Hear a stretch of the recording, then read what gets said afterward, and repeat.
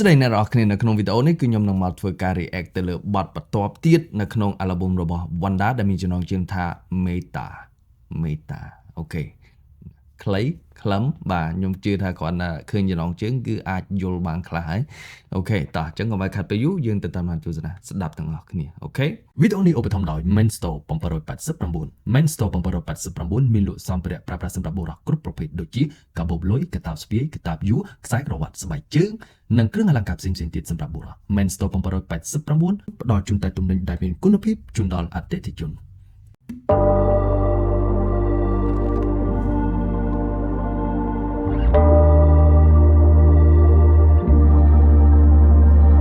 វាស្នាបានចាយខ្ញុំកើតជាកូនខ្មែរបដិញ្ញាថែរក្សាថាដឹងគុណពុកម៉ែមានមេត្តាករណាការរយទៅជាផ្លែសុព្រះពុទ្ធសាសនារិសាយដល់ដួងខែ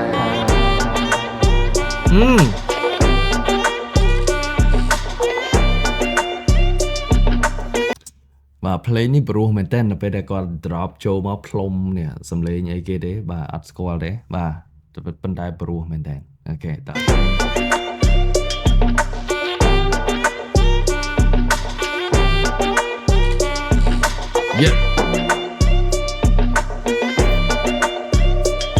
ដូចវាស្នាបានចាយខ្ញុំកើតជាកូនខ្មែរបដិញ្ញាថែរក្សាថាដឹងគុណពុកម៉ែមានមេត្តាករណាផ្ការយទៅជាផ្លែសុព្រះពុទ្ធសាសនារិសាយដល់ដួងខែដូចវាស្នាបានចាយខ្ញុំកើតជាកូនខ្មែរបដិញ្ញាថែរក្សាថាដឹងគុណពុកម៉ែមានមេត្តាករណាផ្ការយទៅជាផ្លែសុព្រះពុទ្ធសាសនារិសាយដល់ដួងខែមានកំណងធម្មពលដែលដុះពីខាងក្នុងអវ៉ាតរបស់ទ្រង់ស្ដាប់ហើយឲ្យខ្ញុំស្លងទីជើងអូខេបាទអ្នកនរគ្នាបាទគឺគាត់បាន mention ពីព្រះពុទ្ធសាសនាឬក៏ជាអវាទជាអីចឹងទៅបាទហើយគាត់ដូចថា appreciate ដែលកើតមកជាគុណខ្មែរហើយឲ្យគាត់ចេះដឹងគុណពុកម៉ែបាទគឺមេត្តាបាទមានចិត្តមេត្តាករុណា so yeah ដូចខ្ញុំនិយាយពីបទមុនអញ្ចឹងថា Wanda នៅក្នុង album នេះហាក់ដូចគាត់ចេញមកគឺដូចគាត់ត្រាស់ដឹងអញ្ចឹងបាទដឹងយល់ដឹងខុសត្រូវហើយគាត់មានចិត្តស្ងប់មានការទម្លាក់ចុះច្រើននៅរឿងអ្វីដែលធ្វើឲ្យគាត់មិនសប្បាយចិត្តរឿងអ្វីដែលធ្វើឲ្យប៉ះពាល់នៅអារម្មណ៍គាត់អីចឹងទៅអូខេ yeah តោះទៀតដែលខ្ញុំផងដែលរៀបនឹងលេចលងកូនសង្ថ្វាយបង្គំព្រះពុទ្ធជាម្ចាស់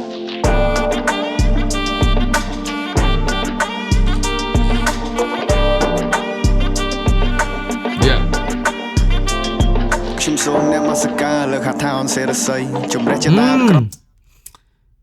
បាទនេះខ្ញុំសូមខ្ញុំសូមមនសិការលើកហដ្ឋាអនសេរស័យអូខេនមស្ការលើខាថាអនសេរស័យជំរះចិត្តអាក្រក់ក៏ខ្វក់ទៅឲ្យជំរះចិត្តអាក្រក់ក៏ខ្វក់ទៅឲ្យវិជ័យអូខេជ័យសូមព្រះធម៌បំភ្លឺផ្លូវដែលត្រូវនៅថ្ងៃថ្មី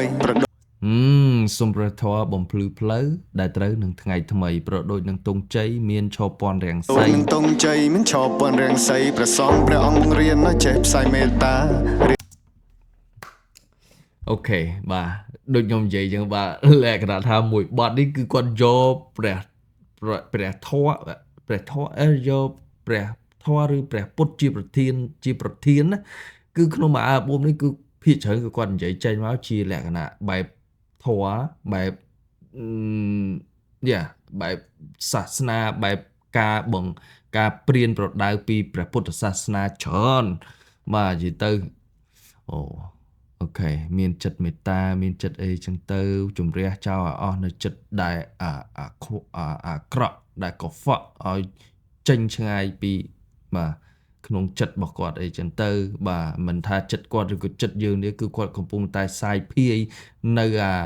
ព្រះពុទ្ធពធប្រសង្ឃនៅអ្វីដែលព្រះអង្គម្ចាស់មានសង្ឃនិកាចឹងណាអញ្ចឹងគឺគាត់កំពុងតែគាត់យល់ដឹងរឿងហ្នឹងហើយគាត់កំពុងតែផ្សាយ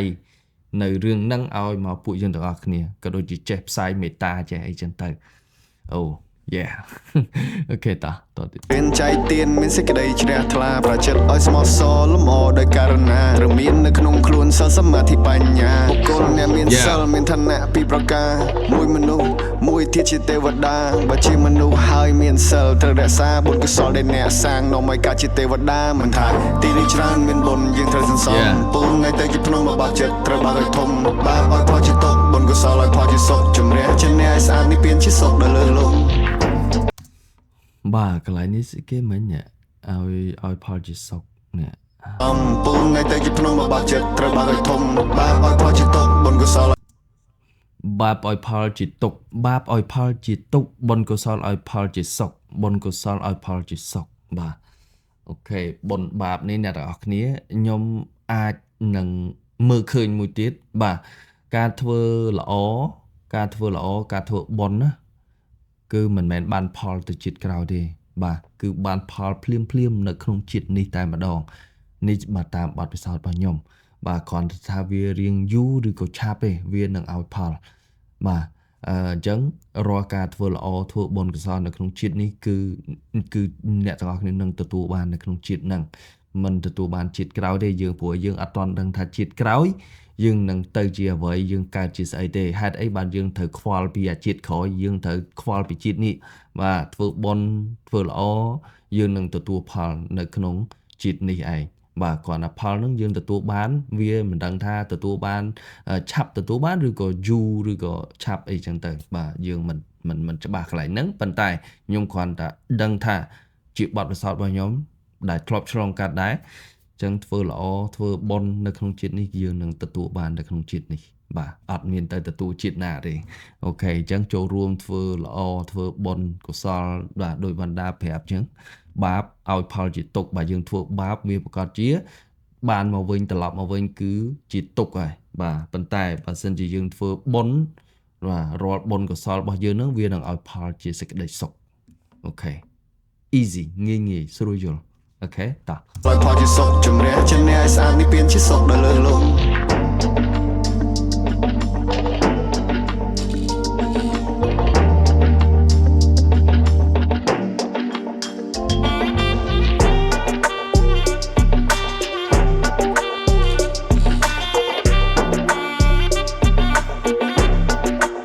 ភ្លេងព្រោះមែនតែនបាទព្រោះ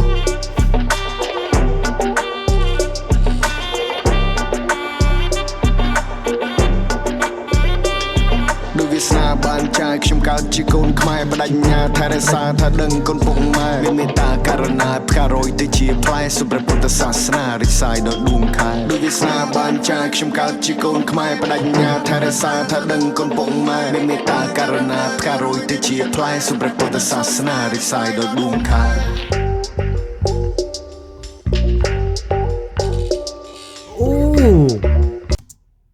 អូភ្លេងនេះឧបករណ៍អីទេយ៉ាអាហ្នឹងដូចស្តៀងត្រប៉ុន្តែដុំមូលដូចត្រឡោកយ៉ាបាទហើយគេកេះឆ្កឹះខ្ទាស់យ៉ាបាទឧបករណ៍ហ្នឹងខ្ញុំអត់ស្គាល់ទេអត់ដឹងថាគេហៅអីទេបាទប៉ុន្តែព្រោះមែនតើបាទវណ្ណដាគឺគាត់បញ្ចូលមកគ្រប់សពអស់ហើយអ្នកទាំងអស់គ្នាបាទប្រមូលមកអស់ហើយឡែ full option ហ្មងអូយ៉ាសូមសរសើរនៅគំនិតច្នៃប្រឌិតរបស់គាត់គំនិតដែលគាត់នឹកឃើញយកឧបករណ៍ភ្លេងខ្មែរគ្រប់សពគ្រប់មុខមានទាំងល្ខោនបាសាក់រួមទាំងមានបញ្ចូលទាំងព្រះពុទ្ធសាសនាបាលីព្រះធម៌ពាក់ព័ន្ធទៅនឹងដែលគាត់គិតថាយកព្រះធម៌មកធ្វើជាប្រធានណានៅក្នុងអាល់ប៊ុមមួយនេះហើយថែមទាំងបញ្ចូលនៅឧបករណ៍ភ្លេងខ្មែរច្រើនមែនតើគ្រប់សពអស់ហើយបាទមកក្នុងអាល់ប៊ុមមួយនេះបាទអូខេតោះព្រោះមែនតើអូ yeah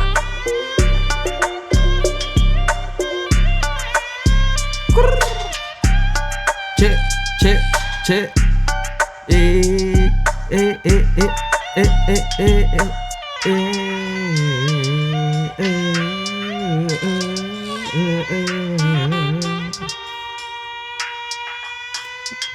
ơi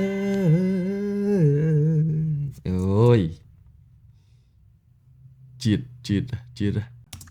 ok បាទអ្នកនរគ្នា wow មកបទនេះបាទបទមេតា yeah